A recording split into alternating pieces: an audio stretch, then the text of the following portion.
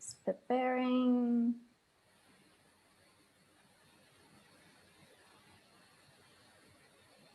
There is a few second lag compared to the live stream. So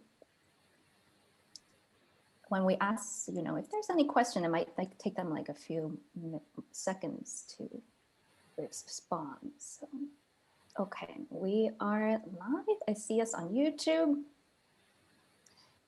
And we got to go. Awesome. Hi, everyone. Welcome to today's live interview program. This is an amazing program today. We have our special guest from the first part of our interview. We have Rob Potter and Raymond Keller here today, also known as Cosmic Ray. And in today's interview, we are so excited because they've so generously offered to return and to do a live Q&A section while also sharing some live recordings from the Venusian Queen Lady Orda and also Commander or Rhaines as well. So I think this is a very precious opportunity for us starseeds and those that are UFO enthusiasts to learn more about our cosmic and galactic family.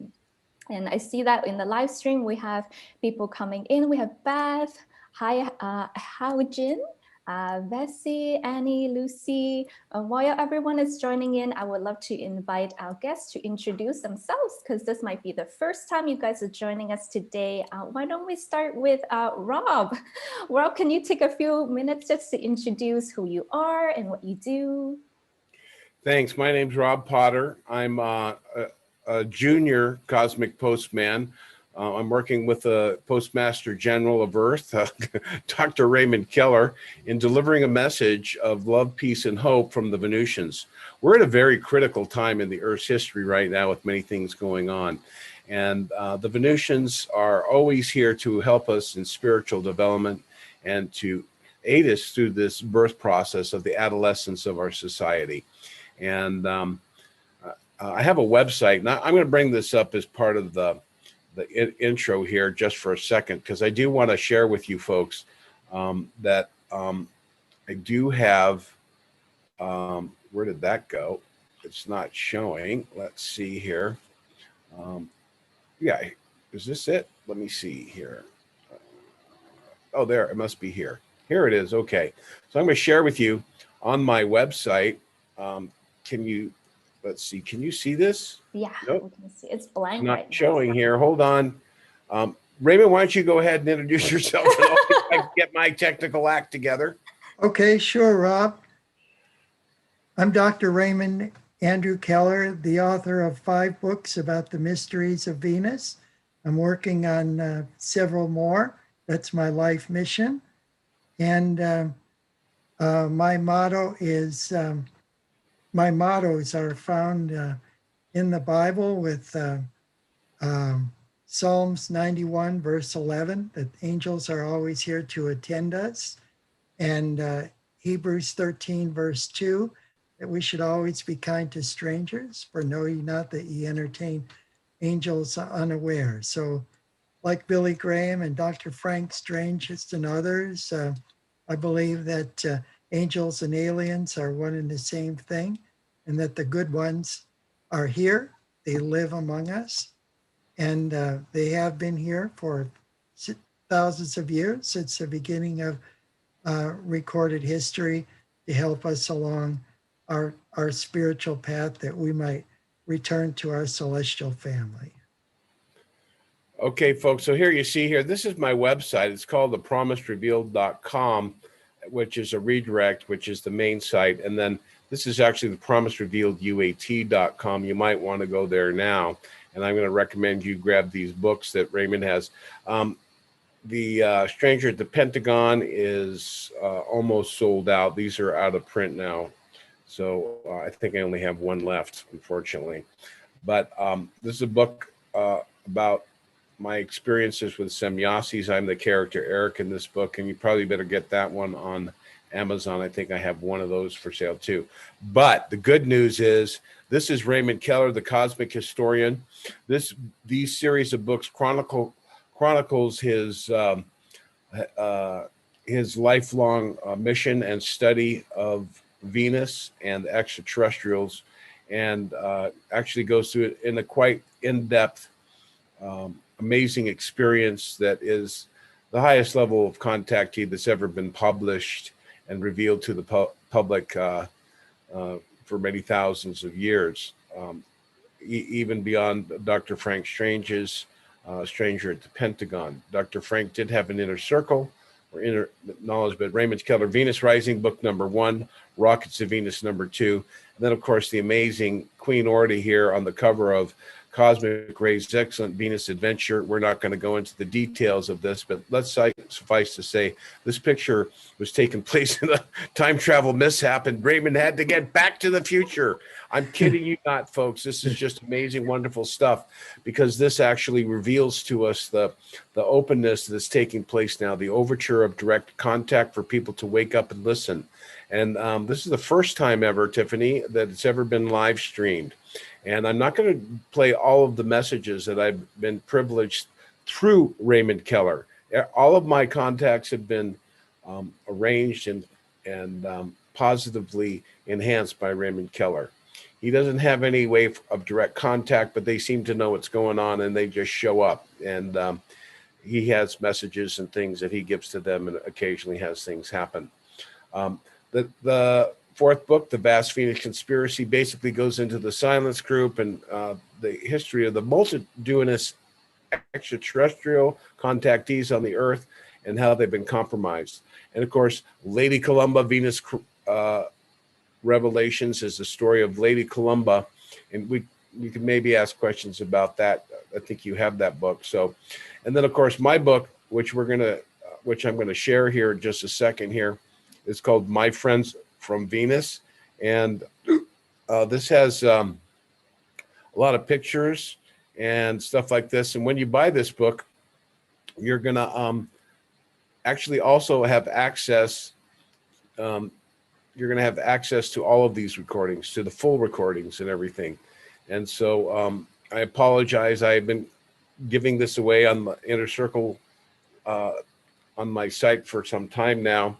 And it's going to be charged. But I think for today, if people want to join my inner circle, they can join. So here we are with some of the pictures, George Adamski, the first contactee, and Lady Orthon. So right away, I'm going to, I guess, what do you think, Tiffany? Should I start off with Venusian Dear Friends from Venus message? Yes, from Queen Lady Orda. Okay. Yes, so quickly, everyone. So through Raymond's adventure, and he would talk more about this. And if you guys have any questions during the live stream, make sure to plop it on YouTube so I can ask them as well.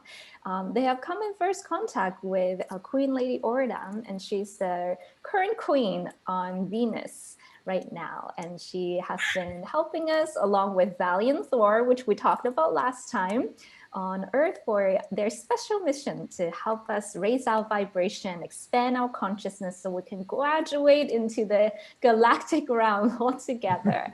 And so she has a recording message for us, and we are so lucky to hear this today. So Raymond, do you have anything to add about Lady Orda right now?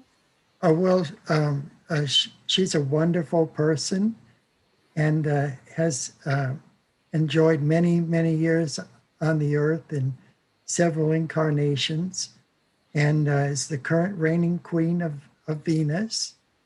And the beautiful words that she has to impart to us will be an inspiration to everybody.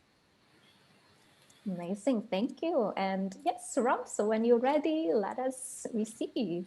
Okay, when he says many words, you're going to have to read his books here. Yes. She's 430 years old. She was gifted kind of like Highlander with immortal life. She didn't realize it until she had to leave. People go, "You're not aging." And but she became a dual citizen of Venus when the ascended master, who had appeared to her at the age of 15, shared with her. So I'm going to get straight into the message here and just let this play. This message, folks, was after I'd met Raymond, I said, we have to do a conference. It was, I forget what we called it, Meet the Venusians or no, whatever.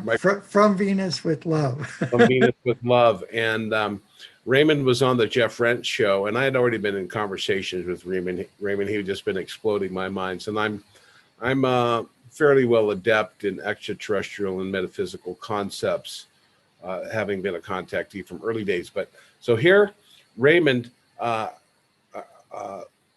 actually Frank Chili says, here's a voice recorded message played on the Jeff Friends radio show. And I was like, oh my God, I called Raymond. I said, I can't believe the Queen of Venus knows I'm having a conference. I was so excited. And this may sound like a fantasy to many people.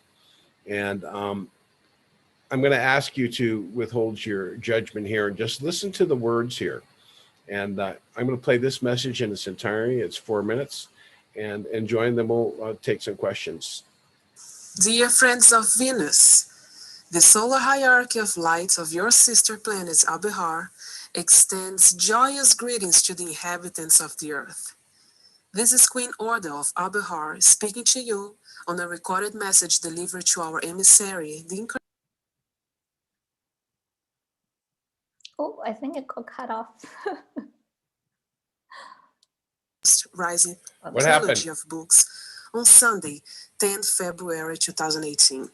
You should be receiving this message on the night of Valentine's Day, Wednesday, 14th February 2018, over Rhaines Radio. Our love and thanks are also extended to our cosmic brothers Jeff Rhaines, Frank Chili, and all the other brothers and sisters working diligently behind the scenes at Rhaines Radio, bring to the public's attention the truth that is out there, the truth about intelligent life forms filling the immensity of space and their visitations to Earth in the Ventus, beam-shaped SOPs, Merkabas, and other ethereal star vessels that your military and political authorities have erroneously referred to as unidentified flying objects. The planet Abehar, or Venus as you know it, represents the highest manifestation of love and peace in the solar system. Your ancestors from the remote past recognized our world as the celestial sign for the goddess of love and beauty, as well as the herald of peace and understanding. On this night of Saint Valentine, it is duly recognized by the solar hierarchy of light placed on Abehar that a message of love and peace is exactly what your world's perplexed inhabitants require at this time for the purposes of securing their own mutual development and bringing about the long prophesied Aquarian age of enlightenment and universal understanding. It saddens us that your governments and religions so burden you with endless laws and ordinances, completely ignoring the sound advice of the master teacher Jesus the Christ, sent among you 2 millennia ago, who taught the simple principle of unfailing kindness and love for the infinite creator, as expressed and manifested through love for your own divine essence in the embodiment of the celestial spark that indwells and permeates all of your neighbors. Remember that the angels of the celestial worlds, and particularly of Abehar and the other planets of our solar system, both seen and unseen, forever attend you. As the human being is well motivated by love, our advice is to continue to manifest kindness and good works, for you never know when you shall find yourself in our presence. Your manifestations of love will garner you the prize of life, both happy and eternal. This is how we shall build a new earth and in turn bid you entrance to the glories of Abehar and other orbs in the pleroma. We, along with our brothers Cosmic Ray and Frank Chili, as well as our sisters Onek and Sherry Lynn, look forward to meeting you on the slopes of Mount Shasta on the 27th through 29th of July for the From Venus with Love World Conference. Our blessings are transmitted to you and yours on multidimensional planes for a happy Valentine's Day. Keep love in your heart every day so that each and every one becomes a special Valentine's celebration. I regret that I cannot speak to you live at this time, as I am conducting an important mission in the Saturnian system. This is the Queen. Wow, that's so beautiful. And let me check the live chat. Yes, they can hear the audio. So let us know if you guys have any question in the chat. And yes, so I have a question for you guys. So how did the Queen of Venus did this recording? Did they use our technology or did they send it through their technology? How did that work? They have safe houses here on Earth, and as was recently revealed by a high official in Israel, they live and work among us. So they have their connections right here on Earth, and yes, they do use our technology on the Earth to some extent, but in secure channels. Oh, I see. So they actually have different stations here that they can come and do their thing and their project. Yes, they have numerous locations on all the continents, and other locations, seen and unseen, Right. where they can conduct their affairs. I'm sure they have underground bases as well. And of course, Valiant Thor has, at some point, I think it was 250 Fleet ships around the planet. There is the Victor 1 ship, and well over 250. I think it's in Raymond's book. In this book, I think you outline like roughly how many ships are where. Yes. They have about 7,000 operatives on the planet at this time. 7,000. Wow. And there's the Victor class ships that monitor security. They're watching everything the bad guys do. And these are just kind of individuals from breakaway civilizations that have gained control of our world. And so in the next message you're going to hear, you're going to kind of, you might hear, I'm not sure if we're going to get to that, but we're not going to play the whole message here, but I don't know, does anyone have any other questions? Someone have a question about oh my god, okay, excuse my pronunciation, Peroma. So please explore more up Peroma. That's a realm in the celestial, right? Yes, it's a celestial realm in the higher dimensions. Helena Blavatsky, back in the mid 1880s, wrote a book called Venus, A History of a Planet.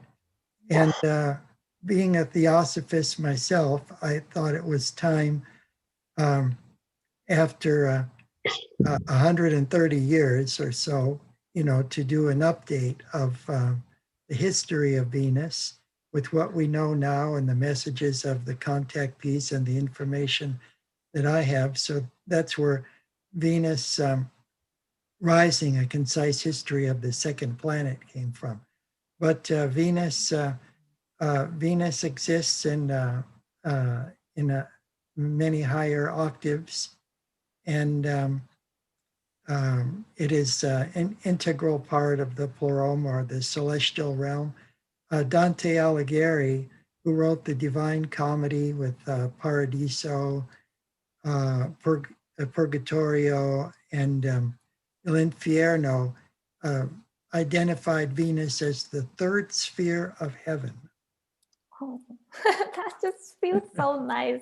My heart is like, and we are like a twin planet to Venus as well, right? They look at the two, like Earth and Venus have a very close relationship together. Yes, Venus is our big sister. So she's watching over us. Are given by the Queen Orda of Albehar from Awesome. Yes. And so you guys, if you want to learn more, like the interview is great, but when you get like the book is something else, guys. And I was very honest with my viewers. I say, the last chapter, Raymond, I was like tearing. I was just sobbing, and my boyfriend is like, what are you doing? And I'm like, it's so beautiful. I'm like, if everyone can know about this beauty.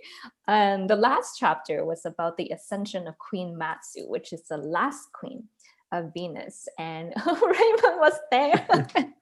And he wrote about it in the book. He also talked, of course, there's a lot of information in this book, but more about like Queen Lady Orda's incarnations. Like they mentioned, she is, a few hundred years old. So she was going through a lot of incarnations, and you can read all about it in this Venus Rising book. So yeah, let's see. Sorry about that. I was pulling up the next message, and yes, folks. I think for those of you who are awake and aware, this is a very special interview because we're taking it out here, and this may get trolled a bit on YouTube. And Tiffany, I'm going to just ask for respect for people who are kind of disrespecting it.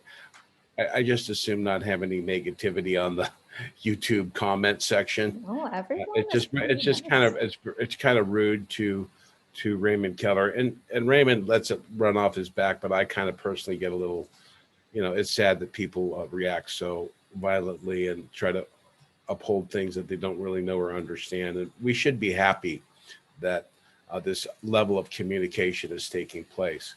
And so this next message, Raymond and I went to China, and Raymond will tell you a little bit about that, but they had asked some questions about tachyons, and I had questions too. So we asked a bunch of questions about them. And this next message, I'm not going to play the whole thing, but she does tell us, kind of shows her knowledge of physics. And in the third book, Cosmic Ray's Excellent Adventure, when he meets Dolores Barrios, aka Katerina, or Lady Orda, or whatever her many names have been throughout history, that just a few that we know, she appeared to him in China, and they went to Venus from there. It's all in the third book, where he did witness the ascension of the previous queen of Venus.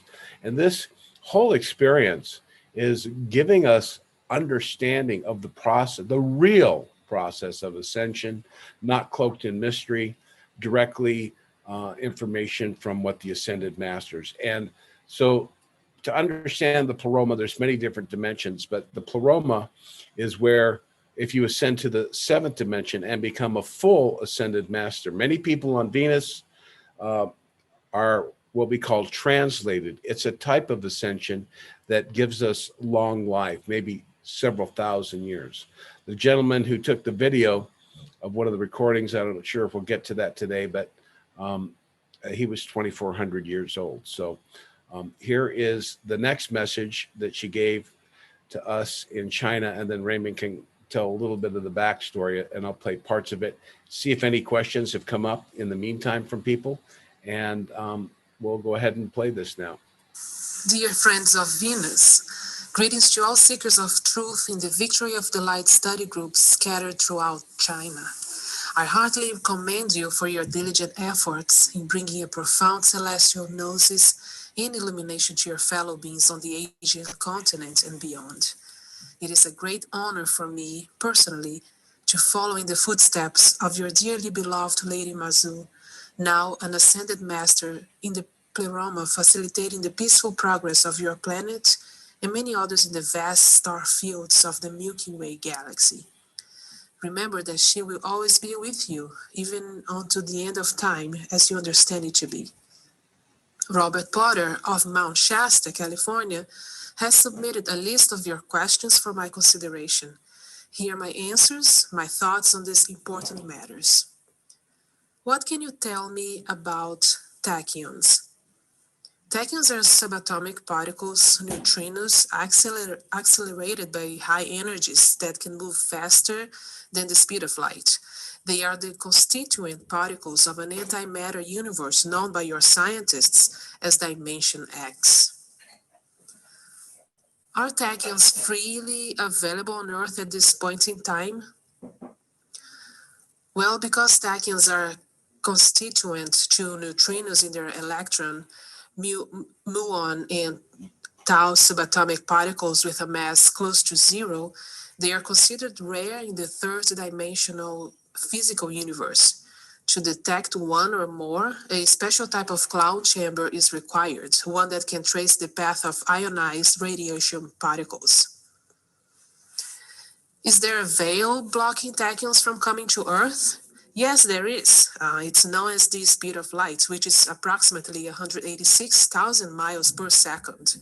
The neutrino must be hyper-accelerated, and once it nears the speed of light, it sheds its tachyons that blink out and magically reappear in dimension X, having jumped out of our space-time continuum altogether. At the point the tachyons break off from the neutrinos, a shock wave is created that shows itself as a blue flash of Cherenkov radiation.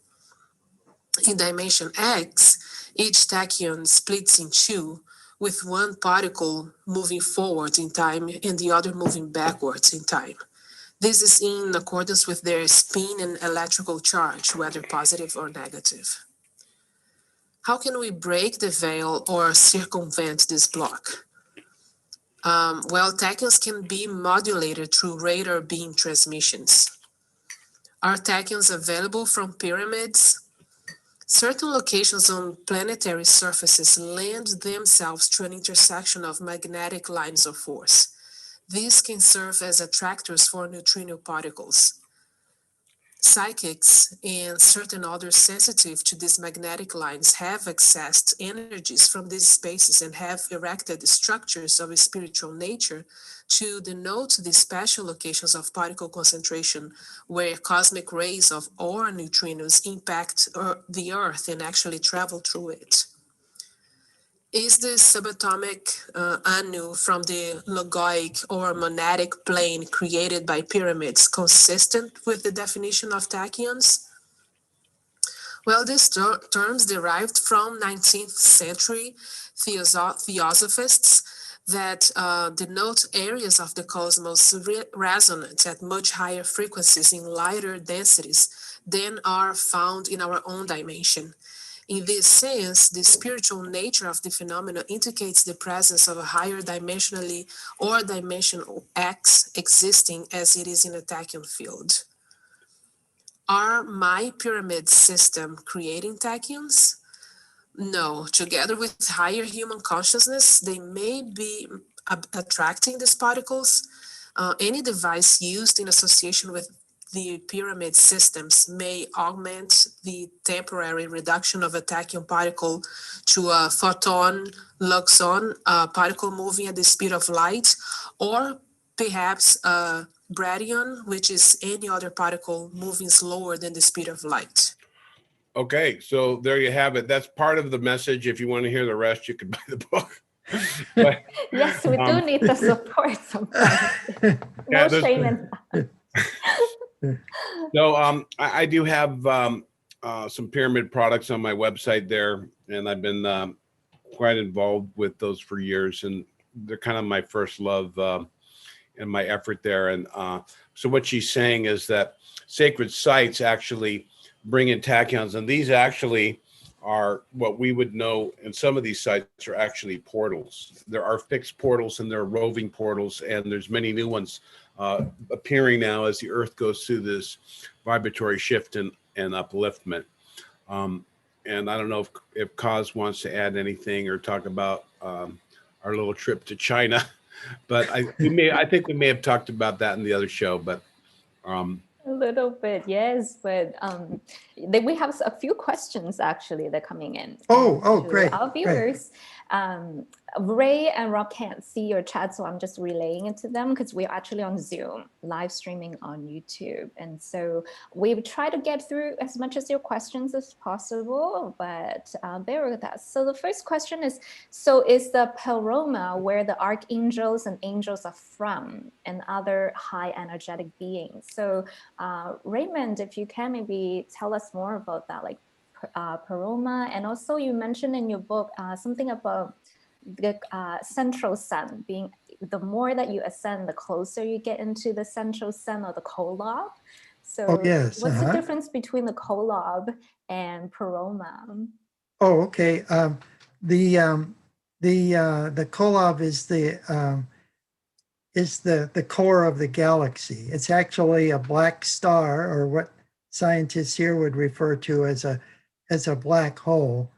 And then the planetary systems that are closest to that black star, or to the event horizon, are the location of the star portals where the aeons and the angels and the high spiritual beings first manifested in our physical realm of existence. So we will see, our scientists will learn as they travel closer to the galactic core, that the denser physical elements, carbon and so forth, are on the outer rim, like 1/3 out from the edge of the Milky Way. And then the closer that we get to the galactic core, the lighter everything becomes, and until everything is pure light, at which time it transits from our galactic core into another universe. And so I write about it in The Final Countdown, Rockets to Venus, where scientists have proven they were trying to find this other dimension. And they did experiments in Brookline and that in Italy at nuclear accelerators and CERN and so forth. And they have found that there is indeed this dimension, that other dimension that they refer to as Dimension X. So this is the angelic realm. It really does exist. Oh, yes. Our scientists tell us that only 90% of the matter in the material in the Milky Way is visible. That's because it's so fine that the closest word we can come to identify it is spirit. And so this is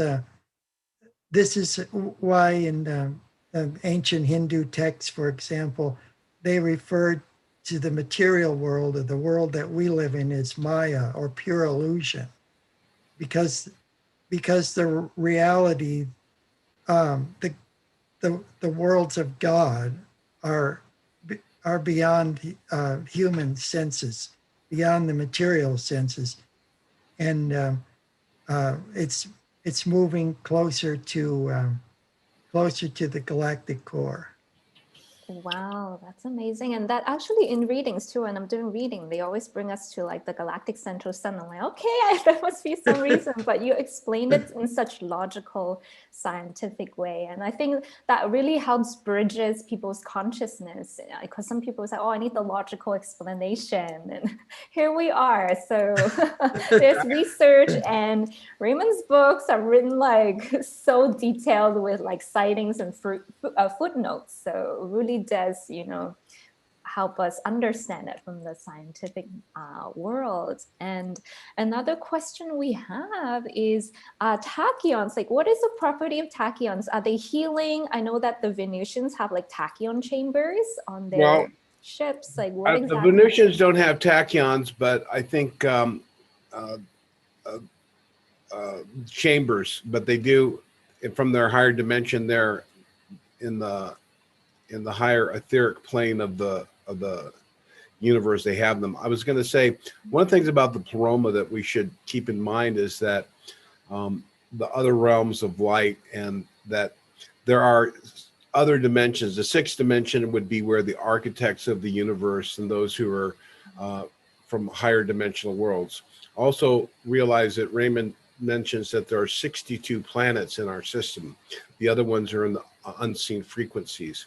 So this is mankind's plight and mission as he grows in love and spiritual understanding through the incarnation process on worlds, and he can ascend to higher worlds and actually then descend again and take up the veil of forgetfulness to live in the third dimensions and then to return to the higher dimensions. And many of us have already been there. That's where we came from. So we're all on this downward spiral up, down into the material worlds and then back up. So that's where we have to understand what's taking place right now on the planet. With the light from the galactic central sun, or the pleroma, coming from the center of the living word of God. That's why everything is changing. That's why it's an illusion, because nothing can be held solid. The physical world is an illusion. It's an ever-changing manifestation in the divine mind of God. So those things are important to keep in mind now. And we're not to look up, oh my God, the angels and the archangels. We only worship the one true living God, that which is infinite beyond all name and form, and yet exists within all form. So this is important to realize, that no matter where we are on this ladder of cosmic evolution, it's all precious and it's all perfect in divine order. And I think I'm going to let Raymond handle what's going on with tachyons on Venus. Oh, sure. I'll be happy to, Rob, and to answer that question. Here in the material universe, everything is electromagnetic energy, but we perceive these constructs of electromagnetic energy as a material substance. But it's actually both a material form. It's both matter and a wave of electromagnetic energy. And what we're looking at in the Dimension X is a cosmic background of tachyons versus electromagnetic energy filling the spectrum in this dimension. And so you can't get there merely by accelerating. You can't get a rocket to go faster than the speed of light. So what you have to do is to sort of magically pop into Dimension X. And the Venusians have a technology for the superimposition of particles, conversion into these waves, and then back into particles or matter again to return to the material universe or outside the time flow. So the experience that I had in Cosmic Ray's Excellent Venus Adventure.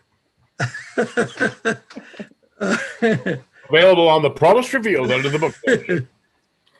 What happened right there was that there's two ways of exploring time.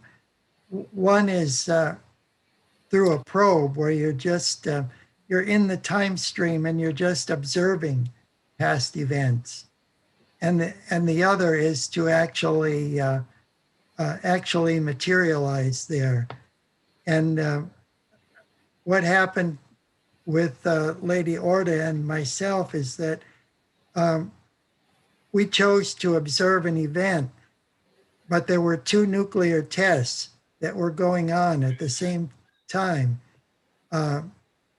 in the area or on the Earth, and it caused a disruption in the tachyon flux. So there were particles moving both forward and backward in time, and so it caused our time probe to become unstable and to crash at the site we were observing. And fortunately, there were other Venusians around in that particular year to help us get to a Venusian safe house and return back to the future. Get back to the future. Now Raymond was the pilot of that ship, and it wasn't his fault that they got caught, because the Queen said, "Okay, Raymond, take her down to 1,000 feet." And this is the orb that you're going to read about as you get in these books. And then she said, "Uh-oh." No, she said, we better, she goes, "We better go back And he goes, what do you mean? Uh-oh. And he goes, take her back up. And because she had forgotten that during the 54, there were nuclear experiments taking place on the Earth, explosions in Nevada and such. So their ship broke apart. They crash landed at the first convention in Giant Rock. This is beyond belief for many people. But this picture that he's showing here was taken by two people who saw them. And it's an amazing story. The ship actually broke up. Raymond pulled out his what's called Nimbus, top security required for that one. And the Queen had her Nimbus, and she said, take my hand. And he told me this, and I was just, how high were you? 1,000 feet. So they were literally falling together, and she activated her Nimbus. And this picture here was taken by someone. This is the actual crash in 1954 that was inserted into our timeline from when Raymond traveled back in time in 2013. So you want to wrap your mind around some wild, infinite, crazy stuff. You get into these books, folks. And for those of you metaphysically oriented, it's going to really amaze you. And that is a picture of Lady Orda that Raymond took. She was in the newspaper. Notice the sandals she loves to wear. And that is from a newspaper he bought back from the past. I swear to God, I could not. And the article documents her being escorted by an elderly gentleman. Her father. Her father, Corel. This is the back to the future things, you know, how you understand timeline. When Raymond landed, you know, he has a great sense of humor. So they landed literally like Superman, because she projected a cushion. I think they landed standing up. Is that right, Kaz? Standing up? Yeah. Yes. So this is what the Nimbus looks like. And this Nimbus was taken from one of the editions of Supergirl. So I'll give you the little background on this, and then we can do something else here. But so the background is these couple took this picture, and in the picture you can see her. She said, "Supergirl." Raymond's got every Supergirl comic that was ever created, oddly enough. But she said, "Can we take your picture?" And she kind of looked off to the side. And you'll notice in her hand, she's always carrying something, and that's called the Nimbus, that acts as, that is activated by the higher self of the spiritual adept as a security device and a transportation device. And then, he's got some other fun stuff there. There's Action Comics. So what happened is they told the couple, please do not release this picture of us for 5 years. And the couple that took the picture did a good job, and they did not release the actual image. But when they released it, they gave it to a guy named Otto Binder, who created Supergirl. And so Supergirl was created from a time travel experience back to 1954 to 2013.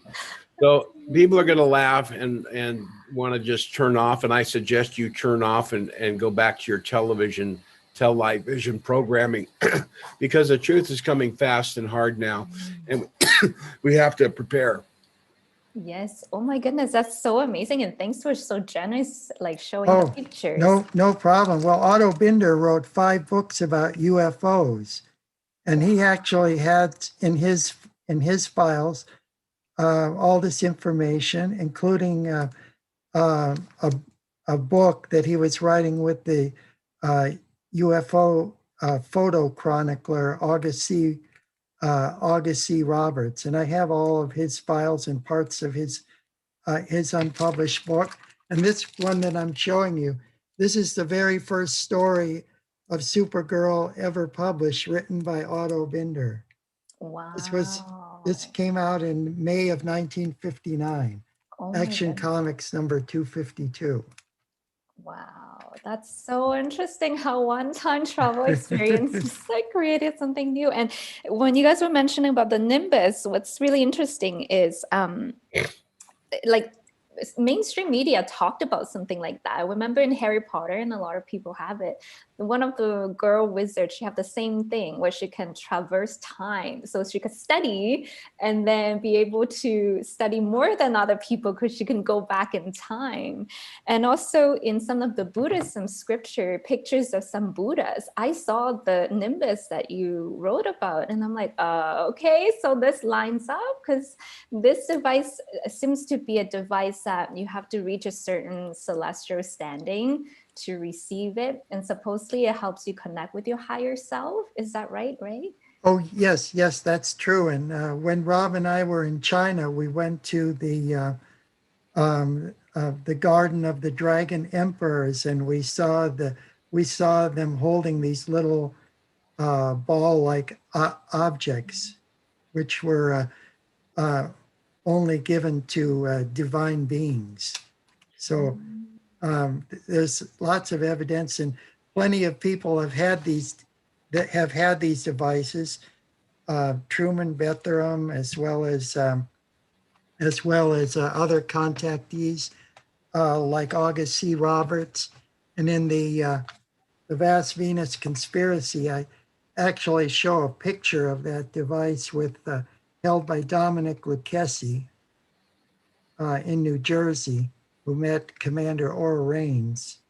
And let's see if I could find that. So the Nimbus is, just to be aware, folks, it's not a trifle or a curiosity, as they said.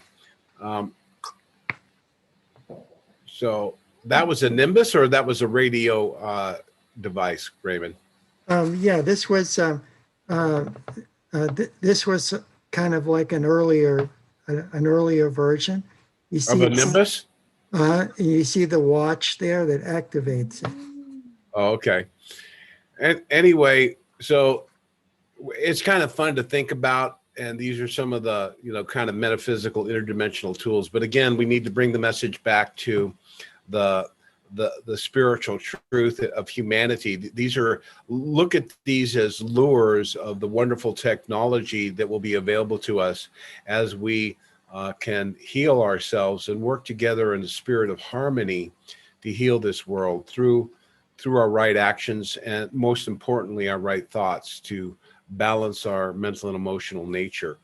I'm not sure what you want to do here. We're getting near the end. If you want to do another question, or if you want to go Sure. into the other two messages. Yeah, so there's more questions, and we can come back into part 2. So what we're gonna do, guys, is we're gonna take a 10-minute break starting from 1 o'clock, which is about 4 minutes from now, just for us to get some water, bathroom break, and then we'll come back for another part 2 with more recordings and more questions. So some of the other question we get is, if possible, if it's able to disclose today, what are some animals that are on Venus that we also have on Earth? Like, do they have similar animals like horses and bunnies? And I know bees. The bee thing. It's a huge, literally huge thing on the Venus. Yeah. Okay. Were we going to answer those when we come back, or before? Let's do it before. Go ahead, Kaz. You can answer some. Oh, sure. Well, a lot of the plant life that we have here on Earth comes from Venus. Pomegranates, for example.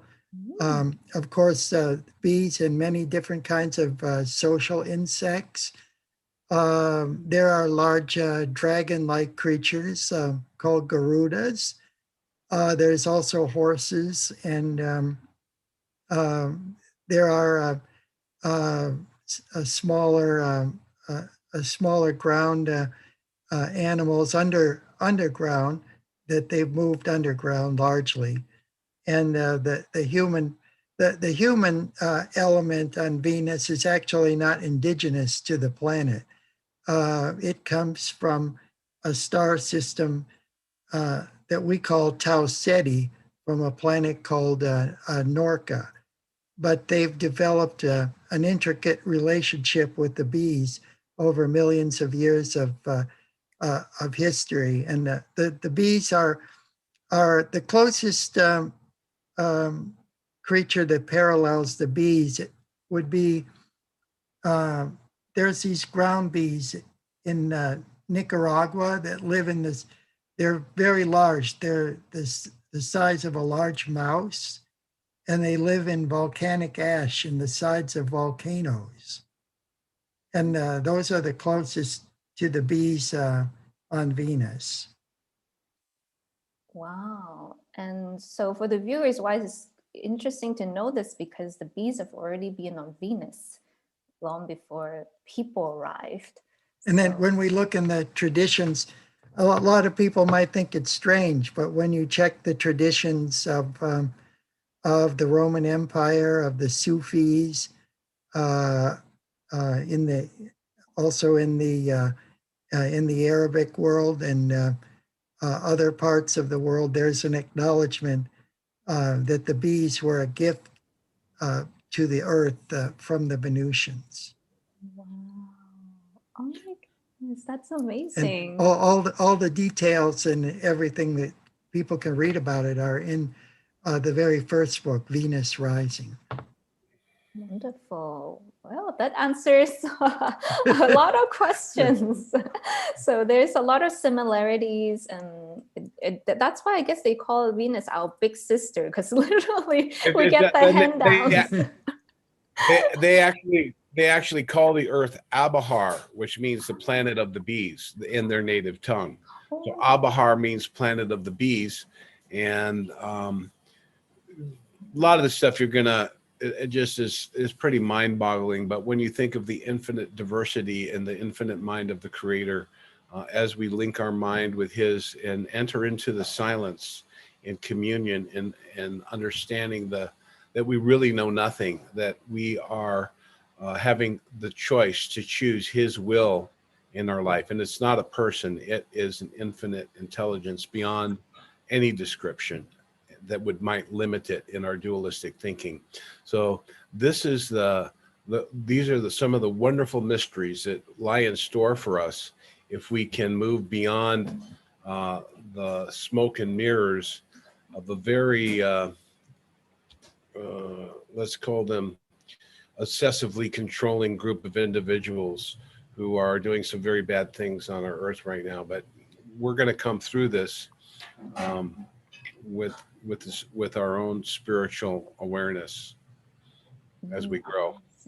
Thank you, Raymond, and thank you, Rob. So Thank you, it's 1 Tiffany. o'clock. We're gonna take a 10-minute break. I'll keep the live stream on, but you guys are welcome to turn off your camera and mute, and then go take a break. I'll be here just to catch up with my audience, see if they add a question for part 2, and we will see you both again in 10 minutes. Thank you, Tiffany. I'm gonna go get a sip of water and be right back. Thank you. Right, so I guess we'll put our guests. You want to stop recording? Oh yes, pause that. There's so many buttons to press. Hey, if you want to, if you got more questions, we probably won't be able to get through the other other interviews. Are going to probably take 30 minutes, I think, or close to that. If I play half of them, okay. So you can start off with questions for the second part. Cool, sounds or good. Something, I think, because they probably have more questions. So, all right. Sure. All right, everyone. Time really goes by quickly during these shows, and let's see, catching up on some of the comments. So what's interesting, guys, is Raymond was talking about how Venusians were seated from Tau Ceti and the Norca people. And Elena, which is as my other guest on the show, and Raymond, I don't know if you know Elena Danan. I wanted to actually invite her today, but she's in Scotland, so she has a totally different time zone. But she's like a Pleiadian contactee, and she wrote about what you wrote about as well. So it matches up. And she talked about Tau Centians and the Norcans, and sometimes she shows like pictures of them. And Elena's story is that she was abducted by bad aliens, and she got chipped and implanted. Her Pleiadian family found her, rescued her, and attuned the implant to talk to them instead. So this book, she discloses like, oh, what are some of the races, what are their agendas, and her abduction stories. So for my viewers, Elena and Elisa, and along with Ray and Rob, they have similar names. They match each other. Their materials are like hands down, I highly recommend, because I know that it's from the truth. And let's see. Yes, and Raymond and Rob. So Elena, this other lady I interviewed, she made contact with Valiant Thor last physically? through her implants. So sorry, I put Ray on mute for if Ray have anything to say, you have to unmute. But yeah, last Friday she did a live stream and she made contact with Valiant Thor through her Palladian husband, basically. And they were having a meeting together, and Valiant Thor was speaking through her. And yeah, so everything is coming together. Yeah, he pretty clear. He doesn't do channeling, but he will telepathically communicate with individuals. Yes. So I'm not sure what the Pleiadian husband is and all that stuff, but you know, there's all kinds of stuff. There's walk-ins, and then there's Kaz actually said in one of his books that Omnic was a walk-in, but that's incorrect. She's not actually what we call a walk-in, someone who takes over an Earth person's body. Her physical body was lowered from the higher dimension. And she was around the mother during the conception and then stepped into that little girl's body probably at the age of 5 or 6 or something like that. But, so then is there two consciousness in her body, like the Omnic, and then the... No, it's like I'm here and I travel to another world and I look just like you. So you will know I'm 147 years old on my world, but I'm going to look like I'm 6 years old. And she's never lost her memory of her life and her experiences there. So not only she acts as a good teacher, but the reason she was asked to do that was they wanted to see what would take place from a 5th dimensional being lowering their frequency to the 3rd dimension. Ah, that makes sense. And we're still on break, but when it says we're live on YouTube. It says yes, we're still live streaming. So because I wanted to cut okay. off and then we start again. But what was I if you have other questions, we can take some questions from the audience, or I can begin with one of the other recordings. Yeah, so let's say when Queen Lady Orda, she's like 5th density or 5th dimension, when she stepped down, does she use her nimbus to like lower her frequency, or how does that work? Oh, okay. Well, she is in the 3rd and 4th dimensions, which is the physical realm on Venus. And so my book, The Vast Venus Conspiracy, goes over all the facts that shows that the planet is truly habitable and that it is inhabited. And of course, a lot of the scientific findings that are taking place now about the discovery of phosphenes in the Venusian atmosphere, heavy concentrations of this indicates that there are complex ecosystems and organisms there on the planet Venus, and water vapor detected in the atmosphere and so forth. The heat measurements from the space probes, the Russian space probes and everything showed that it was coming from from electrical heat in the ionosphere and not on the surface.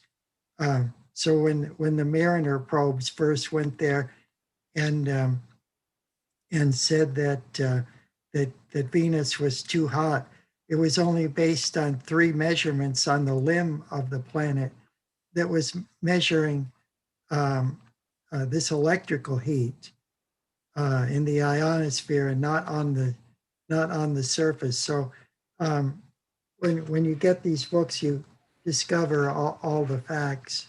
It also has a picture, there's Rob and I at Mount Shasta for the From Venus with Love conference. And then Omnek was there. And that's her and me. Right. And actually her videos is on YouTube too, right? From that conference, I think. Yes. Yeah. So Yeah, Raymond was kind enough to allow me the great honor of writing the introduction for that book. right, amazing. And the newest book too, Lady Columba. Oh, yes, that has Rob's in it also. Yeah. I wrote a preface for that, and that book should serve as a warning to us of the madness of nuclear explosions and such. And the governments, of course, know what's going on Venus. They've been refusing anything from the representatives, and it simply has to do with their really comes down to greed and arrogance and vanity, and at what cost?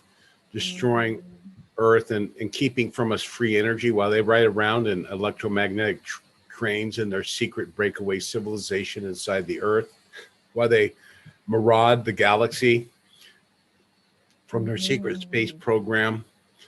These days are over, and it's time for humanity to come into the awakening of the truth. And right now, his spirit of truth is pouring out upon all flesh. This is causing a quickening. Think of the Highlander. You're not going to be holding a sword and being lifted up in the air with lightning bolts, but it's going to be a wonderful time in the future here coming for Earth. And so we're here to, as a cosmic postman, to deliver that message. And Cos is always so charismatic and always so, I would just say, so adept at revealing the truth. And so if anyone has more questions for him, that would be good. Yeah, so someone a question, has the Queen of Venus had any contact with the Queen of England? So I guess the bigger picture is, does the Queen Lady Orda actually do the political things, or does she leave it to like Valiant Thor or other commanders? Okay. They do interfere behind the scenes in our politics when it's necessary. And many of the royal families, of course, trace their lineage back to the Holy Roman Empire, and before that to the Roman Empire. And I can tell you that that the first emperor who descended from the house of Aeneas, who was a Trojan general who escaped the destruction of the Trojan War and made his way to the Italian peninsula to found the Roman Empire, was guided by Lady Venus, and to honor the Queen Mother of the Empire. He had bees embroidered on his robe, and that tradition passed down through the ages through the Merovingian, the Cathars, the Merovingians, all the way to Napoleon, who had, and the King of France, and then Napoleon.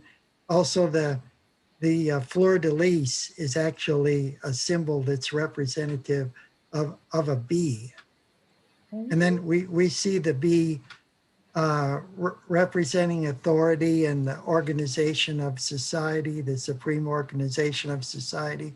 We see it in various symbols. For example, in the Masonic Lodge, the bees represent something very significant.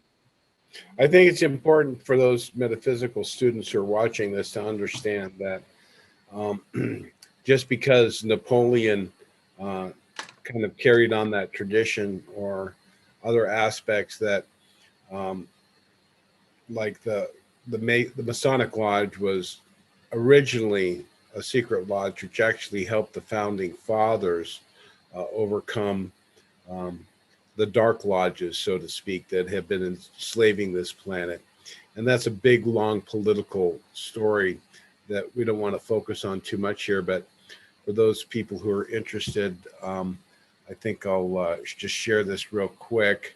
I think if people want to just check out this, I think this is going to give you some thing. Her name is, this is Kim Possible here.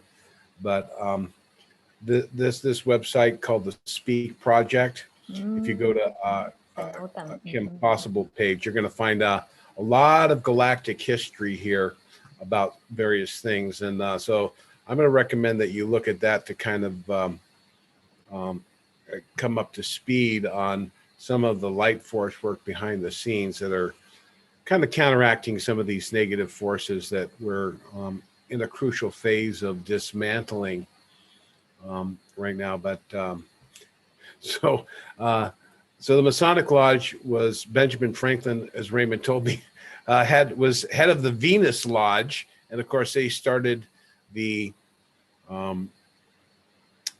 Boston Tea Party, and the Constitution was influenced by the woman you're going to see in my next message. If you want me to play that, or when you're ready. Yes, please. When you're ready. There's the Masonic beehive right there. Wow, Kaz. I have a question for Kaz here.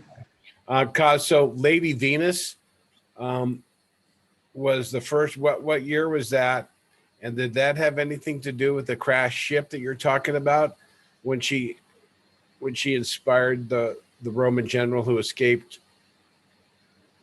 Oh, that actually took place. That actually took place about 1500 BC.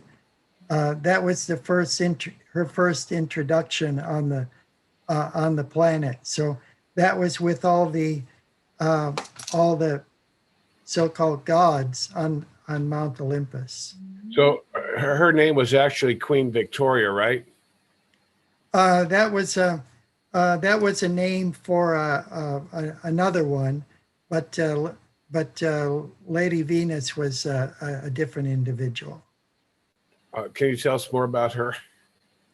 Oh, yes. Her mother was Portia, and there's a lot written about her in all the mythology. So is she a in the Greeks, they referred to her as Aphrodite, and when it transferred over to the Roman Empire to Venus. So I was just we're going a little bit into the etymology or the ancestry of the various queens of Venus. The Queen of Venus, when 1954, she was Judith, Jesus's sister, and she had become the Queen of Venus after her ascension, and she ascended to the Peroma sometime between 1954 and who knows? We don't even. I mean, I don't know. Raymond might be able to tell us the various queens, but I think that stuff's not important. I have another question. Otherwise, I'm going to get ready with the next. Yeah, if you can get ready with the interview. Yeah, go ahead. Recording, yes. So let's see. Any more question while Rob is getting ready to play another recording for us? So the Valiant Thor hold this Valiant Thor has to do with that Avenger Thor that we're thinking of. So did he inspire that mythology, or is it totally different? The mythology inspired his name. Oh, the opposite. The opposite, yes. Thor was first. Thor was a resident of the kingdom of Asgard, the middle earth. He was one of the gods that came down from Valhalla, crossing the Rainbow Bridge, to cross over from a spiritual dimension into our material world. That's so interesting. Yes, the Bifrost is real. You talked about it in the book. Oh yes, the Bifrost, or the I think it was in this book. Yes, when we look up into the sky at night, if we're high enough in the latitude, and you see the aurora borealis, this is what they refer to as the Rainbow Bridge. And there are points there of magnetic reconnection where streams of particles from the sun interact with the magnetic field of the planets and can carry a ship from the polar region of one planet to another one. So we see strange activity over all the poles of the planets, Mars, Jupiter, Saturn, in the magnetic fields. And this is an effect from what the ancients called the Bifrost. Oh my God, this is so exciting. Thank you. Yeah, that's called the Magnetic Reconnection. And Raymond, in his third book, you're going to learn about an amazing thing historically. And we've blown your mind enough here. I'm ready with the next video. This video, and it seems when I want to ask questions, I'm blocked or something, and I finally managed to spit them out to them because I want to use this my privilege very carefully. And in this first question and answer that was allowed to me, I was told that it may happen when I went back east, and it actually did manifest. And it took place on the 67th anniversary to the hour of when George Adamski had his contact in a desert center 67 years previously, which I didn't know. But in this interview, which I'm going to play partially, and the rest you can buy when you buy the book or the Inner Circle there.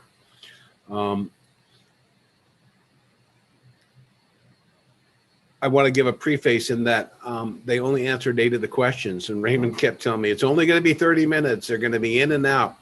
And this had to be the reason that she's reading these questions is they had to be okayed by the hierarchy of light. This couldn't be like a spontaneous interview where I'm going to catch them on the fly and ask them questions that they may not be able to answer for security's sake, although we feel like we want to know what's going on.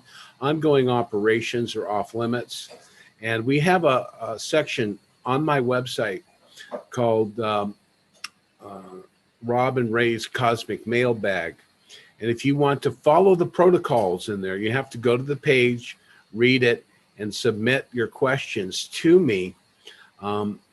Raymond and I will answer them.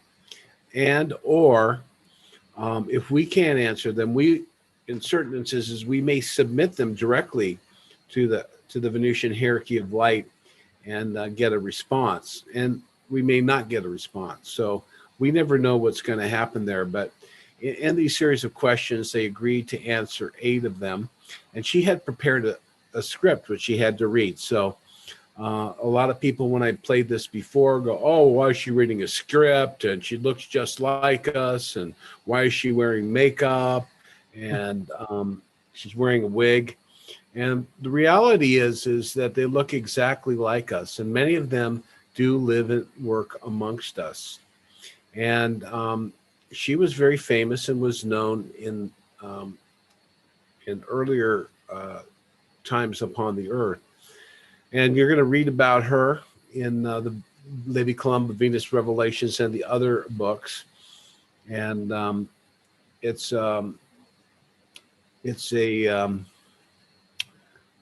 was a great honor for me. And you kind of realize that I imagine a guitarist or the biggest Beatle fan interviewing Paul McCartney is what I always say. You know, you can see I'm like really excited. And I think I'm going to be a little more adept. I've met them before, but they've never met it. It was always kind of a known thing. And I met Valiant Thor. I've met Vice Commander Don and Jill, who you'll see in the book and the images and stuff that I wrote. And it's in Dr. Frank Strange's book. The pictures were taken 2 weeks before my birth in High Bridge, New Jersey. But Anyway, so I'll play the message here, part of it, and they are quite spiritually oriented, and they do quote the Bible a lot, and Raymond can answer questions about that, and you can maybe pick some questions that are coming up, but I'm going to share this this next message here, and note that she's wearing a red beret. I guess before I do that, I'm going to say, can you think of anyone who might have had an experience with a Venusian? Prince, of course. Raspberry beret, and if it was warm, she wouldn't wear much more.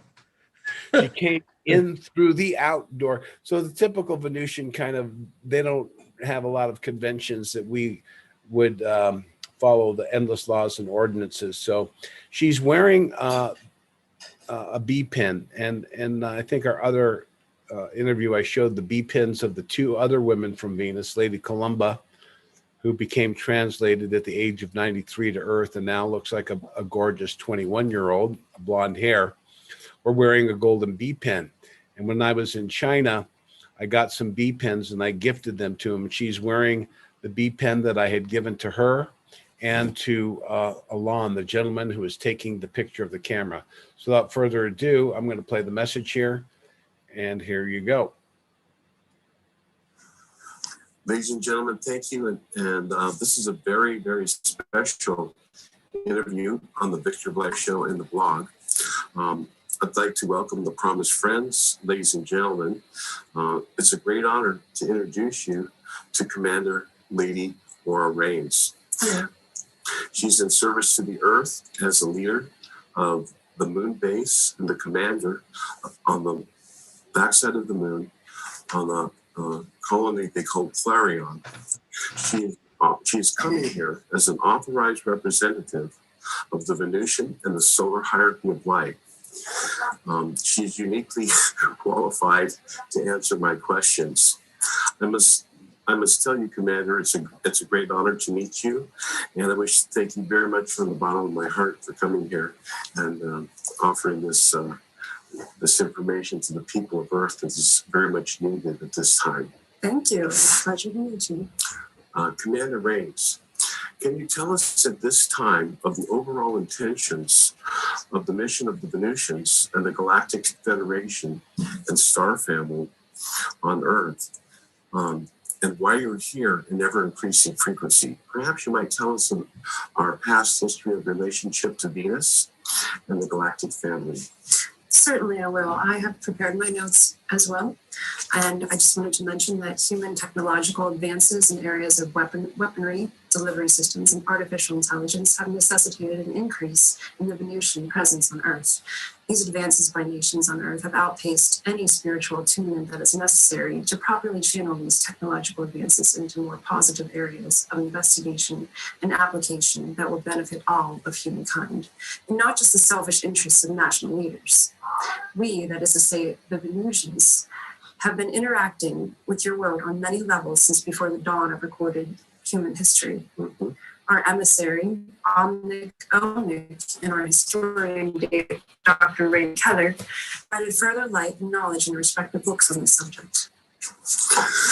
There are many common questions that people ask me in regards to your ever-increasing presence in our skies. The first is, why are our governments so desperately trying to hide the reality of your existence? The second is, why is your policy so secretive for contact? They always ask me, why don't you just simply land and show the world and let them know that you're here and open to communicate with us? In your world know all about us, so we really aren't a secret. They know that when more and more individuals among the mass population start to emancipate themselves through obtaining a knowledge of our free energy systems, longevity, and the spiritual understanding, that it will be time for them, the greedy financiers, the militarists, the religious potentates, to just step down and be away. When everyone is empowered to be a leader of their own, they will no longer be required to take orders from the selfish militarists, religious hucksters, and other opportunists. Our presence is largely secretive because the human being must demonstrate their own capacity to expand into this consciousness. They have to evolve on their own, adapt, and that would make for a worthy entry into the Galactic Confederation. If we acted as some of us have wished us to, it would be like giving a driver's license to a 5-year-old. I understand. Commander Rhaines, can you please offer some hope for the future of the Earth? Please give us any guidance or counsel for us peacemakers to create real change that will help us to have peace on Earth. In other words, how can we, the common people, help create a situation of calm and harmony between our leaders and neighboring countries? And that is a good question. Brother Rob, it all begins and ultimately triumphs with the individual. Everything is in the hands of the individual. Small acts of compassion, whether it's an attitude of service or a demonstrated kindness to all, this will ultimately make obsolete the ridiculous demands of the bellicose militarists around you. Such angelic manifestations are there to push out the darkness. And that will forever be eroding their influence and power. It's much like the ocean tides of your Earth does as it forever crashes against sea walls. Okay, Lady Orda, can you speak words of wisdom to help us understand what has gone wrong in our places of worship? Can you give us the good news of understanding from a spiritual perspective on what are the root causes of our limited understanding and the errors, not only of human thinking, but of our priests and teachers in these secular religions? How should we approach religion and show tolerance for others' faith? Well, Brother Rob, I will go to an example. In ancient Egypt, certain individuals paid sufficient attention to the skies in order to astronomically determine the times for planting, for harvesting, and that was based on an alignment of the stellar constellations that coincided with the flooding of the Nile and the deposits of silts suitable for agriculture along its banks or in the Delta region. They parlayed this knowledge into taking power as priests and kings to rule over the people. The people asked, how can these people tell when the sun shall be blacked out, or the moon shadowed, or a streak of light to appear in the vault of the heavens? Ladies and gentlemen, thank you, and Venusians. Anyway, I think I pushed it by mistake, but I think that's probably a good spot to kind of leave that to kind of let people ponder that. And there's some other questions. They do answer some questions on finance. They mentioned about Jesus Christ there, and that's in the book. And I think we could probably let Raymond there might be some other questions that may come from that interview for me or for Raymond, or any other questions that you think might be good to answer now. Well, I wanted to make one comment about the appearance of the Venusians. It should come as any surprise to anybody that they look like us. I mean, the contactees since the beginning of time have said as much. Even Emanuel Swedenborg took a trip to Venus and said that the angels and all the other beings, and he even met earthlings there on Venus and on the moon and wrote about it way back in the 17th century. And just recently, we had the former Canadian defense minister and the Israeli defense minister who said the same thing, that if the Venusians walked down the street, you wouldn't know, you wouldn't be able to identify them because they look just like us. So people say, when they read these Venus books, that it's all like a woo-woo type thing, but really it isn't. And if they just paid attention to the literature and the testimony of outstanding religious and military authorities and political authorities here on Earth who know about the Venusian presence as well as other extraterrestrial presence here on Earth, they'll say, it's not so crazy after all. And when we think about Venusians interacting with the human intelligence on Earth, and getting their message across at the most basic level. Of course, they're going to use common frames of reference that everybody can understand to explain very complex subjects. So, I appreciate that Rob has served to intercept or deflect some of the wisecracks that are out there. And I know that the more that people take the time to seriously take a look at these books, that they'll see, that guy really has something there. Yeah, Cos certainly does. And you look at the picture of Valiant Thorn, obviously they can appear to us. And, I'm not a perfect individual. No one is. But I think, so why would they choose him? And trust me, I've been heaped with scorn and ridicule my whole life. And I have pretty thick skin. I don't like personal attacks, but I expect skepticism and questions. And I think I just simply exhibit A, Venus 1, exhibit 2, rockets to Venus, exhibit 3, Cosmic Ray, and so on all the way. And I'm going to be able to do up to the 8th book. Raymond's, currently finished book 6. He's working on book 7 and a very special project taking over some work that Dr. Frank Strange's did, which we can't talk about at this point in time, but it's going to be accepted. And I'm pretty confident now with my experience. I've had many experiences throughout my life. And so this one kind of calmed me down. And I have to admit, I reached out to other researchers and alleged UFO groups with experience, and they turned me down flat. No one wanted to hear the message. No one wanted to believe it. Everyone has a contact, and everyone is having real contacts, interdimensional information downloads, ship sightings combined with intuitions and spiritual activations, because a lot of this has to do with our DNA and RNA and our frequency attunement to the divine mind and activation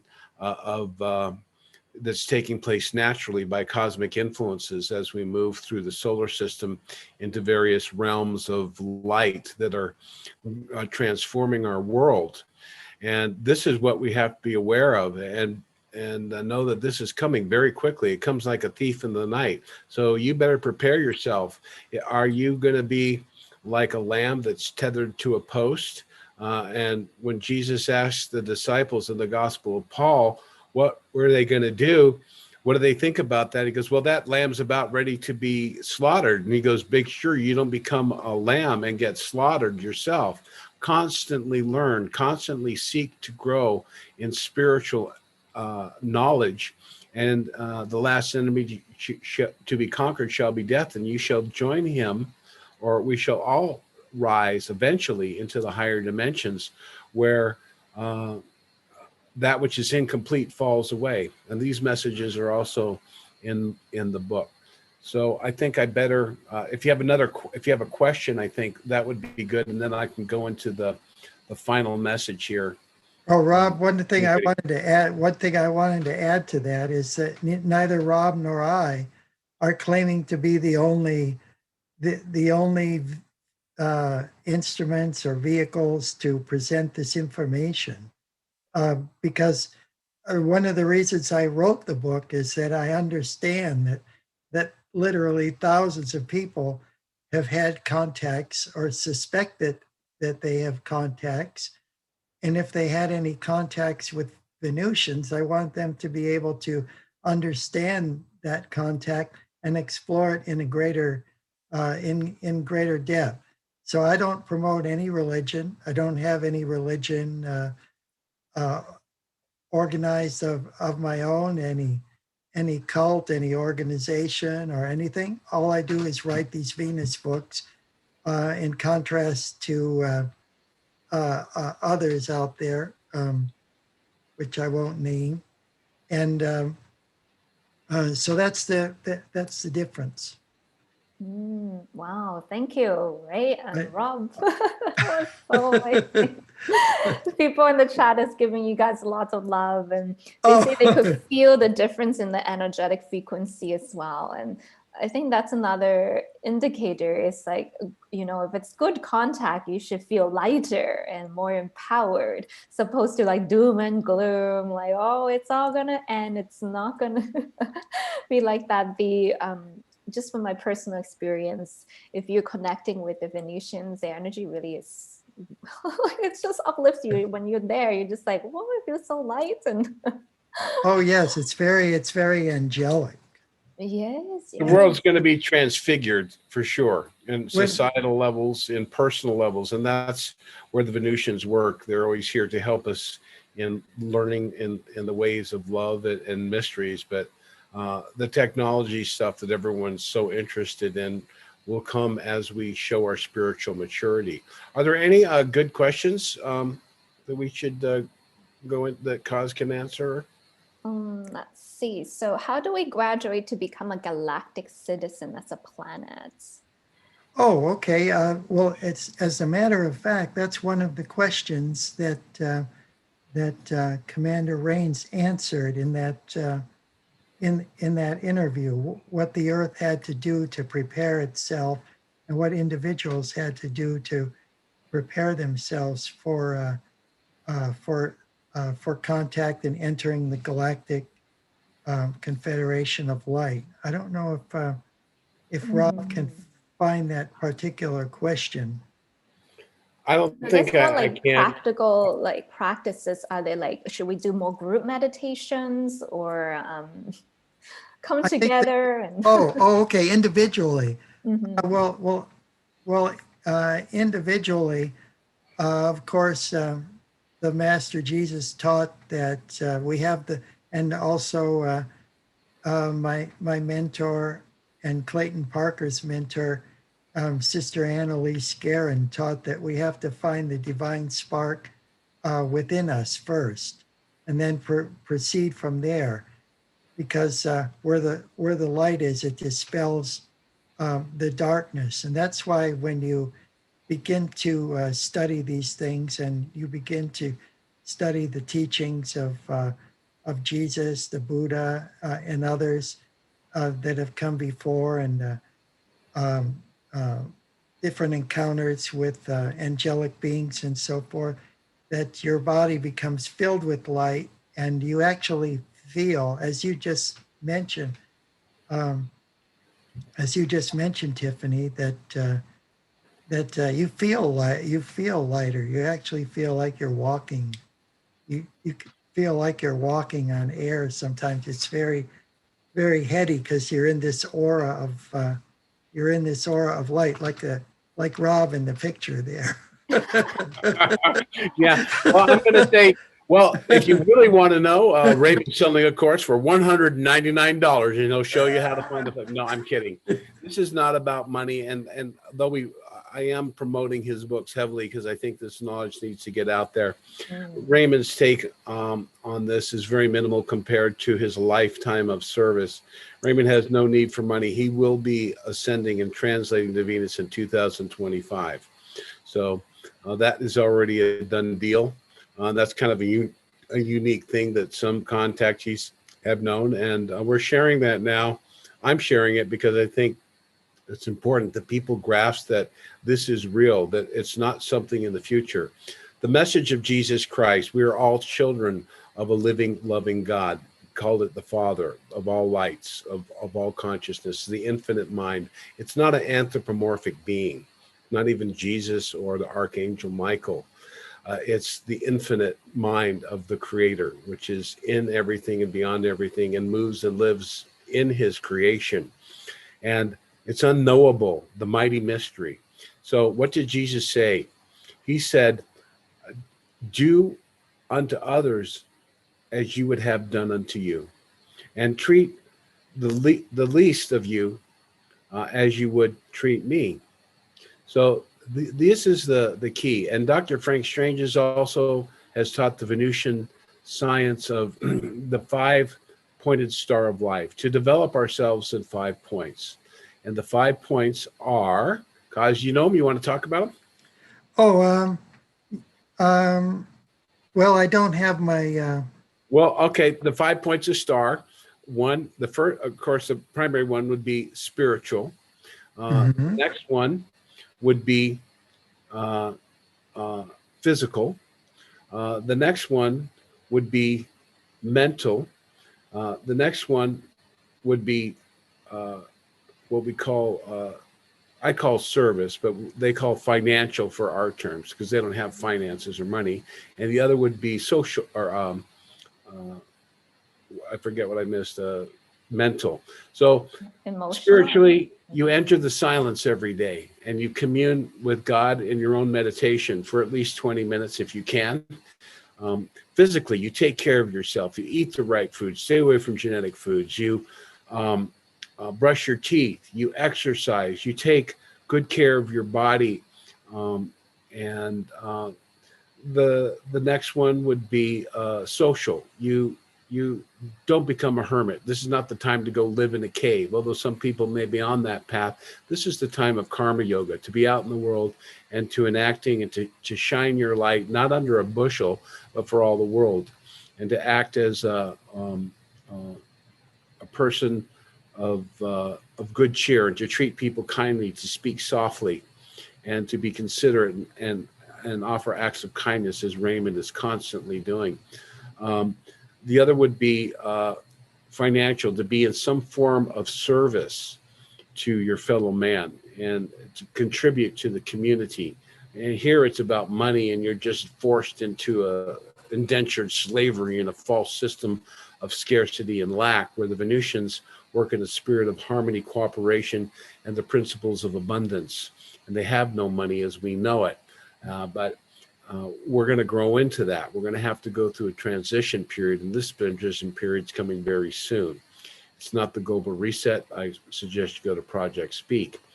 The mental, always be learning and growing and seeking the truth.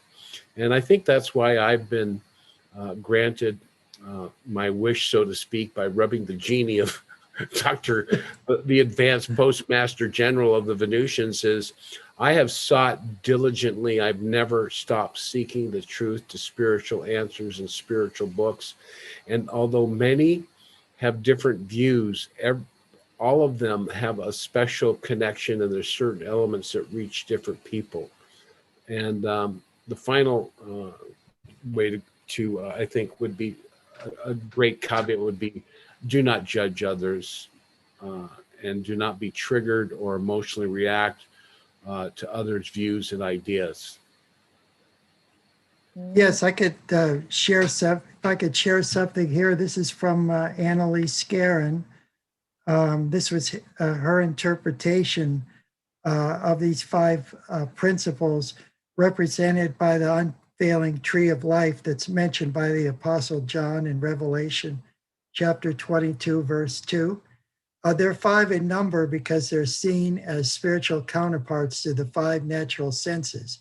So that would be hearing for understanding, sight for revelation, touch for empathy, taste for access to spiritual gifts and powers, and smell as the discernment of spirits.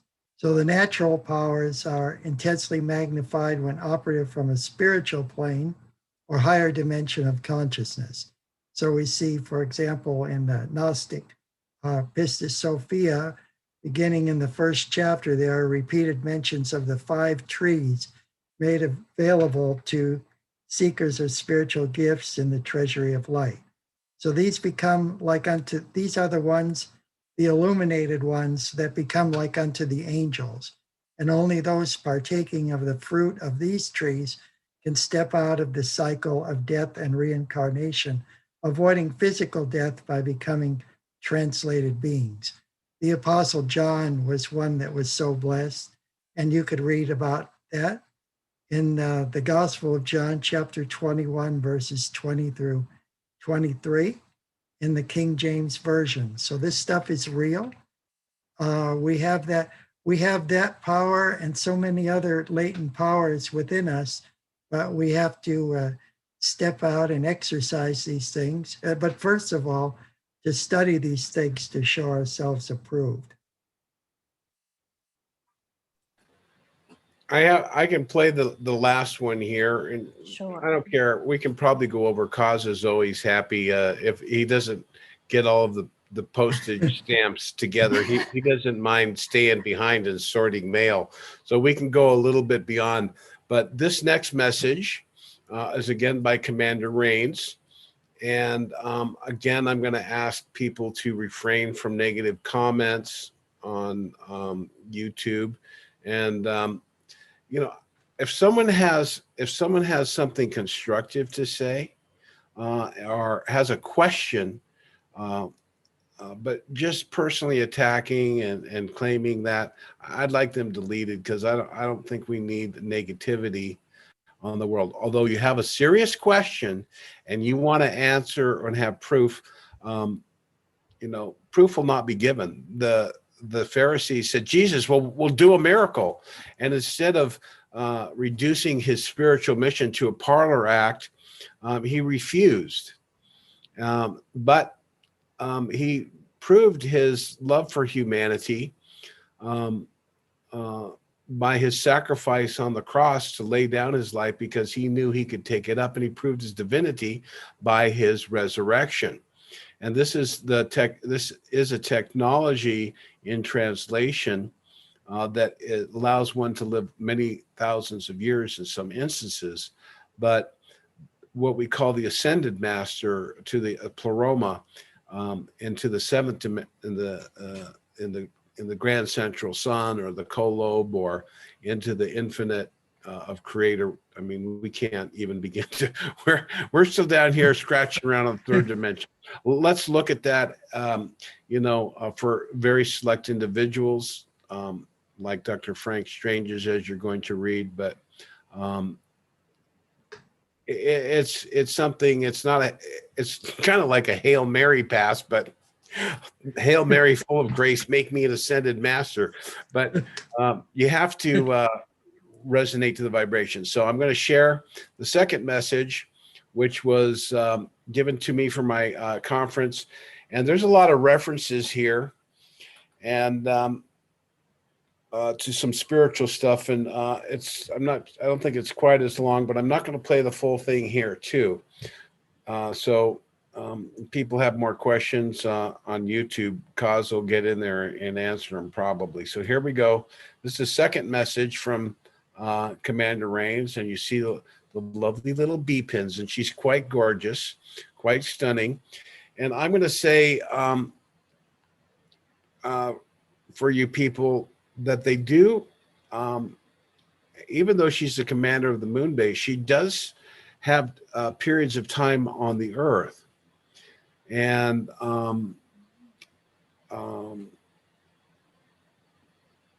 I guess that's all I'm going to say, is that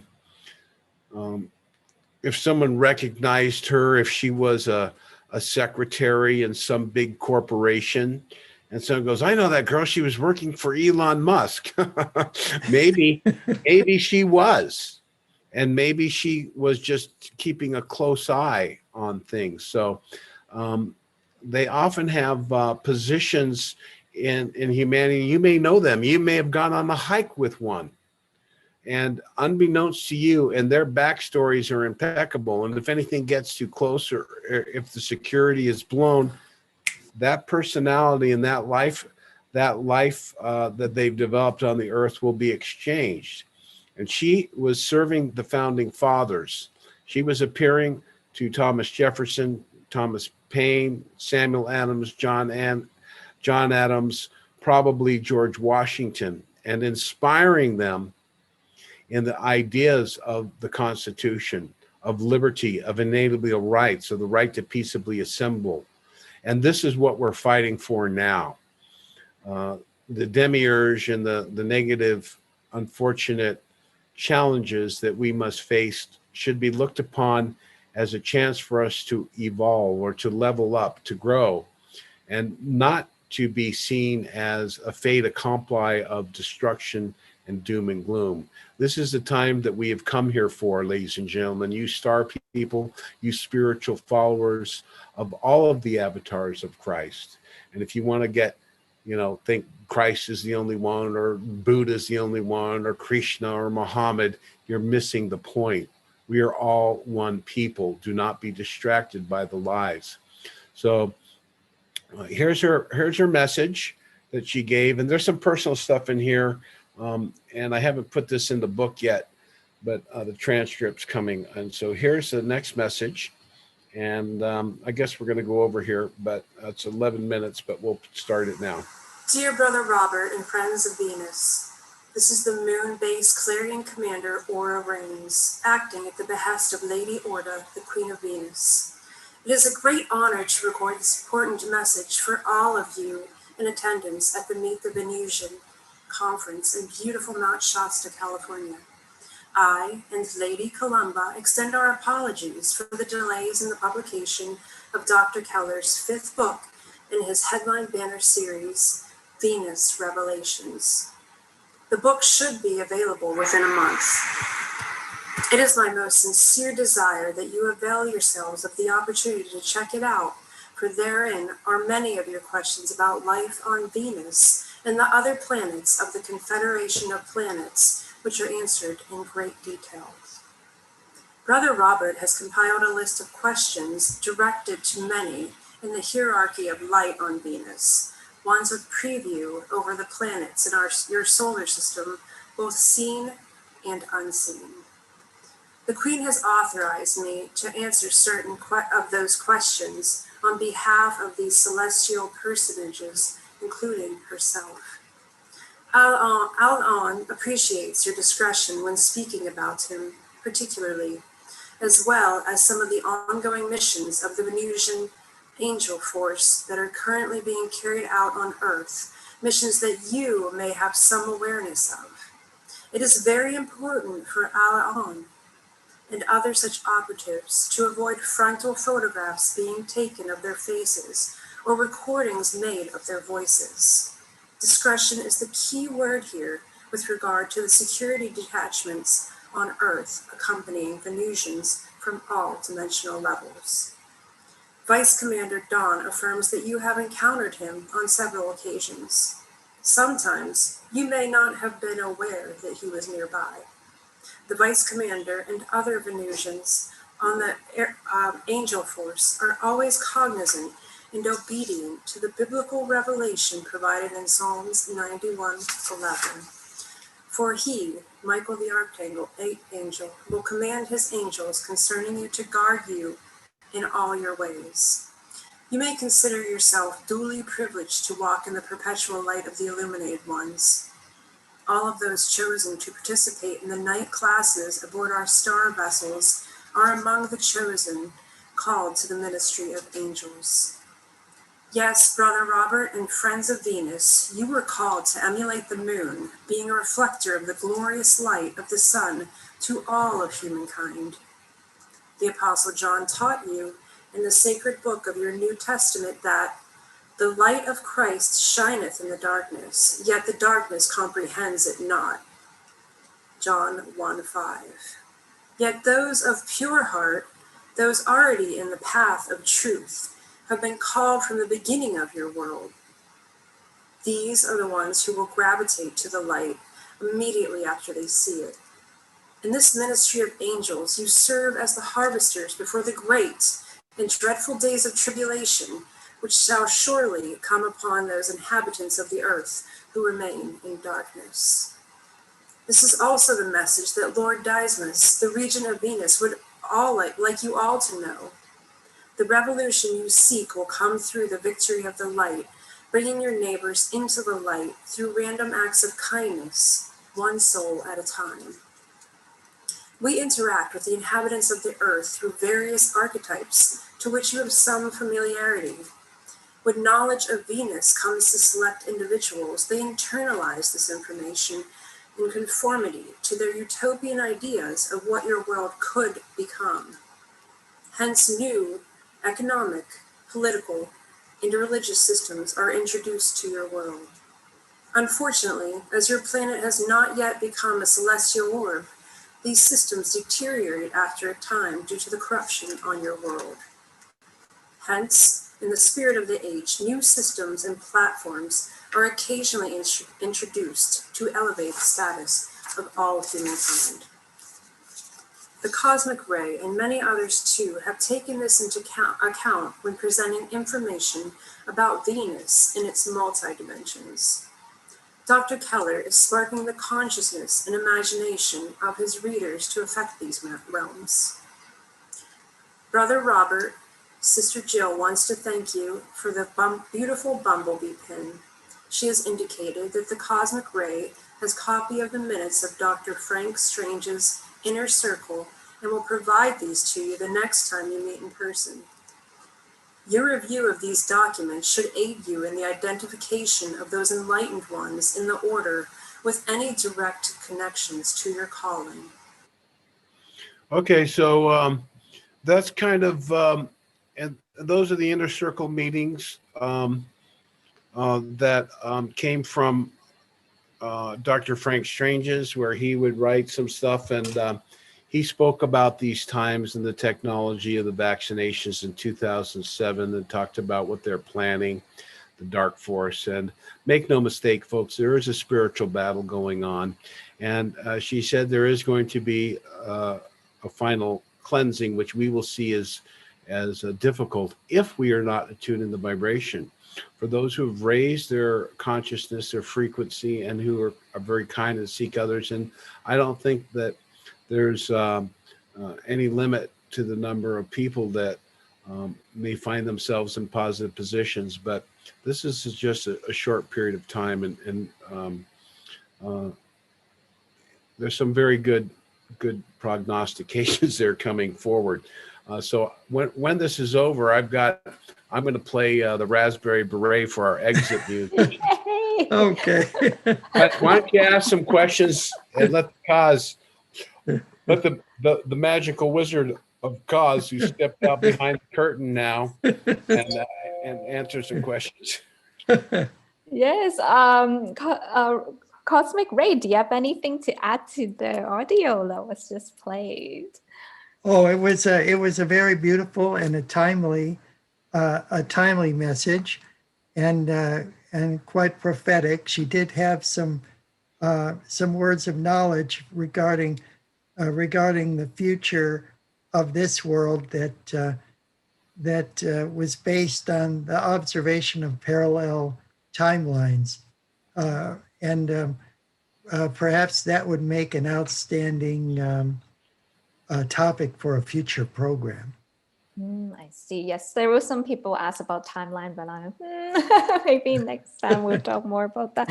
But this time people are really interested, I guess, about the angels. So Lord Dimas, which she mentioned, is he someone that we will understand as an archangel? Or so how does Lord Dimas relate to this whole Lord Dismas is his name. Dismas. And he was the accidental apostle that died with Christ on the cross. We know him as the Ascended Master of Moria, and Kaz actually met him.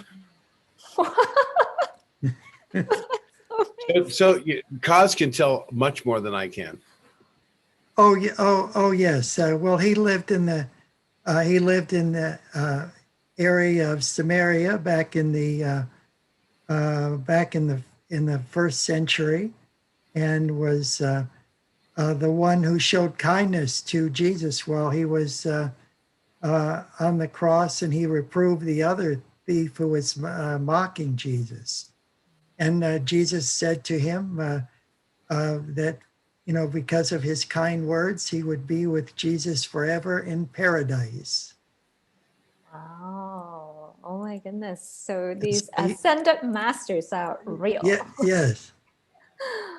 That's amazing. Wow, thank you. And it looks like some people just have some questions about Commander or Rhaines. Some of them are wondering, is it normal for a person from Venus to work on the moon? Oh, yes. Yes, there's a base on the moon, on the far side of the moon, so that can't be seen by telescopes from the Earth. And this is a place which is very convenient, being in close proximity to the Earth for the deployment of spaceships, the huge carrier ships, and then the smaller scout craft or ventlas, sometimes called swoops, and patrol craft and orbs and so forth to monitor our activities here on Earth. Wow. Yes. And if you guys get Raymond's book, and really, there's so much stories and information in these books. Like, it goes way beyond the program. So definitely. So go on Rob. So people ask, where do they get the book? So get onto Rob's website, The Promise Revealed. I linked it in the chat, and go to, I believe, shop, and then there's like books. And then just like order the books from there to support our brothers of light, which eventually thank be you. angels. Thank you, Tiffany. It's cheaper to get them from Rob, because when you order them from Amazon, they're you have to pay all the shipping and everything, so that you get a discount there by. And you also get a B sticker that goes on your car that says, "My other car is a Venusian scout ship." But that's on, you go to thepromiserevealed.com, or you can go to thepromiserevealeduat.com, and you go to under shop and go to the book section. 1 minute, I'm going to bring one of those bumper stickers. You're going to bring a bumper sticker. So, yeah, there's some good stuff there. And, workman's worth his labor. So Raymond, and this is, we give the information free. I'm sharing a lot of the information here, and there's a lot of effort that we all do to make things happen. But, messages, the truth is for free. So there it is. You get one of those for the first people that get these. There is a limited supply, and we'll keep sticking them in every purchase or series of purchases. Yes, I got one on the back of my car. Oh, well, thank you. Usually when I go to an event in person, I give one sticker free to anybody who buys a Venus book, as well as any other promotional thing that's going on at the time, a button or something like that.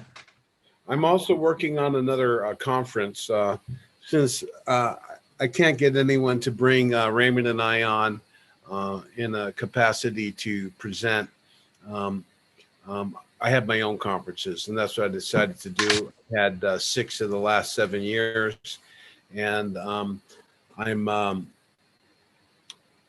honored to bring Omnek, the woman from Venus, Raymond Keller, and other contactees in the past, like Alex Collier, James Gilliland, Corey Good, Michael Sala, Laura Eisenhower, Michael Allegian, Frank Chile, George Filer. And we're going to do another one here. I have some sponsors that are going to be coming in. We're going to try and do something in Mount Shasta, but I think at the point now we can maybe branch out down to Los Angeles. I have an arsenal of speakers that can come to these things. And I choose contactees and people with spiritual information. I'm not so interested in researchers anymore that keep themselves at a distance with the intellectual view to dissect and to question. It's no time for questioning now. You want to doubt these messages, so be it. You're going to find out soon enough the reality of what we're saying here. And it's exciting. And it's not,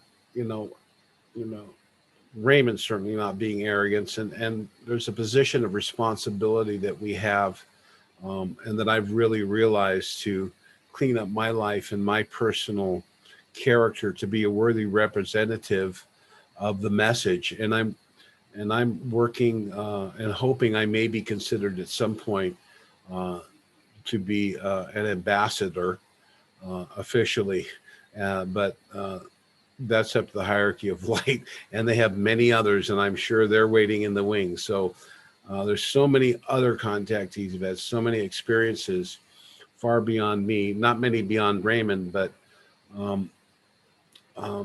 and they're remaining silent. And I'm just, Raymond Cos and I are one of the more, we wear the uniform of the postman, like Dr. Frank and George Adamski and the other early day contactees. Are there any questions? I mean, Cos is there. Yes, there was just a short question of what are the shapes of Venusian crafts, and there's the classic bell one that you see. Oh yes, yes. This is the scout ship. It's about 50 feet in diameter. These three spears on the bottom are condensers or capacitors. They store electromagnetic energy that they siphon off from the Earth's atmosphere. So they glide along lines of electromagnetic force. They don't require to generate their own power. They use the electromagnetic lines of force around the planet. Then there are smaller probe ships. They used to be called registered discs, but they're actually a type of drone. They can go into places without being detected to conduct reconnaissance. Then you have besides these scout ships, which are called ventlas in the Venusian language, or some countries they refer to them as swoops. There's a larger version called a Saturn class ship, which is basically like this, except it has more portholes, and it's almost 100 feet in diameter. It's like 99.99 something feet. These are patrol craft, and one of them had crashed at Aztec, New Mexico, and all the details of that are in my book, The Final Countdown: Rockets to Venus. And a lot of the information there I verified with Stanton Friedman when he was alive, and some other high authority sources. There's a lot of firsthand information about the Aztec crash that's never been revealed before. And then, of course, there are the huge carrier ships. These are the mother ships that operate outside our atmospheric envelope, and they deploy the scout ships and the Saturn ships as needed. And then there are other types of craft that are designed for single purpose type activities, or the orbs, which are for one or two passengers. And some of the orbs can be equipped as time probes as well, to cross over into other dimensions, parallel worlds, or other time streams. Those are restricted. Not all Venusians have those. Right. Those are not just anybody can get the car keys for one of those. They have a time temple where they monitor the flow of time. Also, Valiant Thor's Victor class ships. Those are 100 yards across, 300 feet in diameter, and the mother cigar-shaped ships are about 145 yards long. I think Raymond said about 462 feet. I don't know. They probably have quite a few levels, and one that seems to come up quite frequently with Raymond is the command ship Isis, which we hear Lady Asteria or Gloria Lee, when she was on Earth, was a commander of. And of course, we have Annalise Scarron was a commander. And I forget, probably Vorton. She was called Lady Ankara. Lady Ankara, right. Lady Ankara, Annalise Scarron, Right. in her ascended state. She was Lady Ankara in Raymond's first incarnation as the poet scribe Virgis Publius Moro. the poet Virgil, the scribe under the first Caesar, was having encounters with her and eventually revealed that she was from Venus. I'm kind of curious. I'll ask a question here, cause Dante met Beatrice. Who was she? What was her name? Was she Lady Beatrice on Venus? Beatrice was Lady Ankara passing forward into other incarnations on the Earth plane to complete different missions. Oh, so she was a dual citizen, and she called herself Lady Beatrice at that context. Yes, when she was incarnated on Earth, she went by the name of Beatrice, and she was the beloved of Dante, initially from afar, until she accompanied him to the third sphere of heaven, which was Venus. So she was born on Earth and was granted privileges to bring people up. Was she translated? Yes, like many, she didn't realize who she was until later in life, when she became illuminated and aware of who she was and what her mission was on Earth.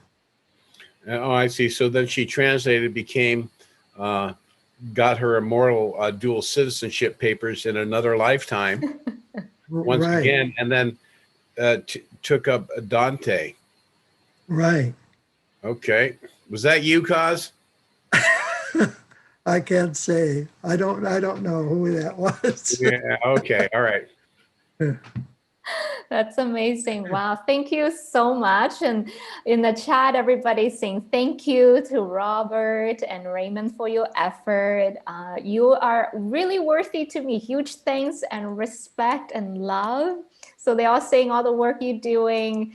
Both of you are worthy for this, to be an ambassador. And now they found out it's a lifetime thing. It's not just one lifetime. It's many, many lifetimes. Yes, yes. They say thank you for the information. They're learning a lot, and yeah. I'm hoping Raymond's gonna do some of these more advanced teachings in the future. If you know, to arrange workshops and things, it's not a ton of money, but someone has to fly somewhere and do all the things. Raymond's very busy writing books, so I like to be the person to creates a space for him to do it. I'm like his assistant. I'll handle all of the travel and the business aspect to bring him out and to let him do some of these more advanced teachings in the higher self eventually, for those people who are ready. Right now, we're just kind of cracking the ice of disbelief in many people. So when you're ready, we'll play a little Raspberry Beret for Yay! We'll see him in a Raspberry Beret. That's awesome. Well, yes, please, keep us posted about your events. I'm sure now that more people know about your work, all of my viewers are star seeds and they're really interested in that. So hopefully this lockdown will be over soon so we can just all have conventions again. Oh, yes, that will be wonderful. And that's who my message is meant for. It's meant for those who are realizing exactly who they are and why they're here, and to help move them along to the next higher level. Yes, thank you. And Rob and Ray, any last words to close? Well, it's been an honor, Tiffany. Thank you so much, and